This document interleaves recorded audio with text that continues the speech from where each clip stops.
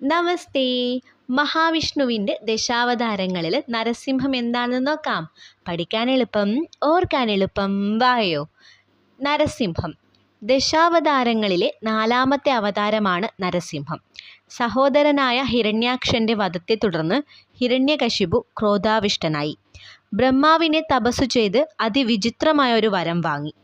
മനുഷ്യനോ മൃഗമോ ആയുധങ്ങൾ കൊണ്ടോ പകലോ രാത്രിയോ ഭൂമിയിലോ ആകാശത്തിലോ പാതാളത്തിലോ വീടിനകത്തോ പുറത്തോ വച്ച് തന്നെ ആരും കൊല്ലരുത് എന്നായിരുന്നു ആ വരം.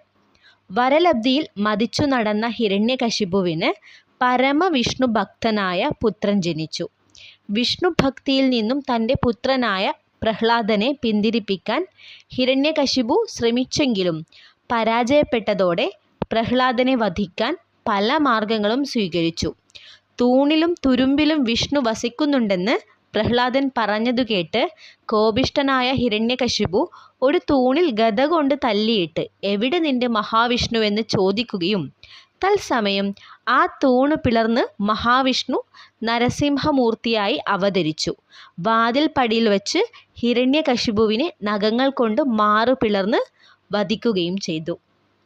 സംസ്കൃതത്തെ കൂടുതൽ അറിയാൻ ഈ ചാനൽ സബ്സ്ക്രൈബ് ചെയ്യൂ.